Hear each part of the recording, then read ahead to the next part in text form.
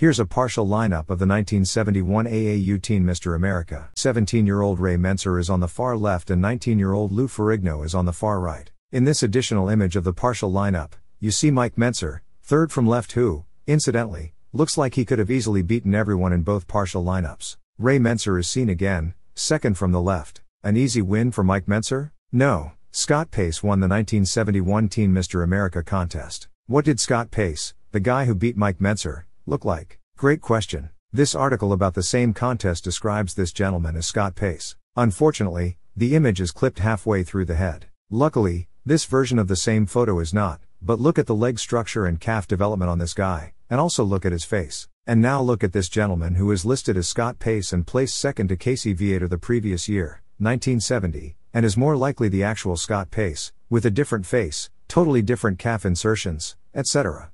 than the photo that accompanied the article. So, this is Scott Pace, who was not seen in either partial lineup, but who beat Mike Mentzer, Lou Ferrigno, and the rest of the lineup in 1971.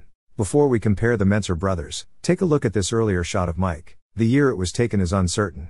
Mentzer won the Mr. Pennsylvania contest, not the teen division, but the actual Mr. Pennsylvania contest at age 19 in 1970, and this looks to be earlier. Here's a couple other earlier Mike Mentzers, both likely in his late teens. He already looks like later Mike Mentzer. Nothing is lagging. Like a younger Reeves, who already looked like Steve Reeves, Mentzer looked like later Mentzer, pretty early on. Ray Mentzer, on the other hand, didn't look as mesomorphic and complete earlier on. Ray was taller than Mike, had cleaner vascularity, seemed to have the capacity for less subcutaneous fat, and had more olive-colored, less stretch mark-prone skin, but Mike Mentzer looked a lot more naturally mesomorphic. Mike had clubs for forearms, a wider chest, a narrower waist, less boxy thighs, more of a flow to the quads, more of a flow to the body in general, and world-class calves. Short of Matt Mendenhall, Mike Mentzer had one of the most prominent inner calf bumps ever. See our video entitled Matt Mendenhall Calves for info on the calf bump.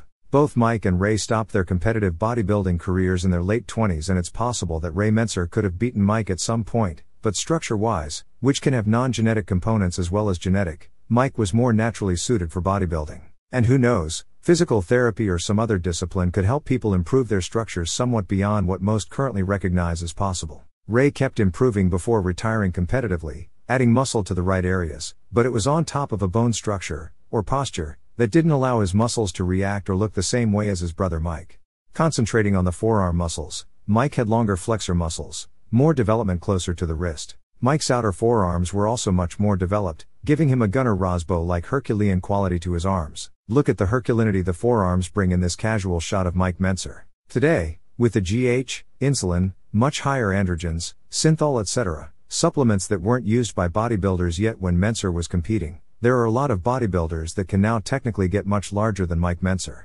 But they don't give off the same genetic cues that Mentzer did. You can look at photos of Nick Walker, and Walker weighs a lot more, he has more overall muscle, but that extreme amount of added muscle is masking a basic structure that isn't at the Mentzer level of eliteness. Mentzer was obviously supplementing at the time, but his basic structure was being enhanced, instead of his structure being masked. Others seem to be attempting to cover their less than elite frames with enough muscle to hide visual cues that they're not elite structurally or genetically. Walker is elite, but is elite in his body's tremendous response to supplementation. If you look at these photos of Nick Walker and Mike Mentzer at 19 years of age, it is clear that Mentzer had the genetic edge by a very large margin, and that is why you can look at a photo of 225-pound Mike Mentzer versus a photo of Nick Walker at 295 and still be struck by the genetics of Mentzer, as opposed to Walker.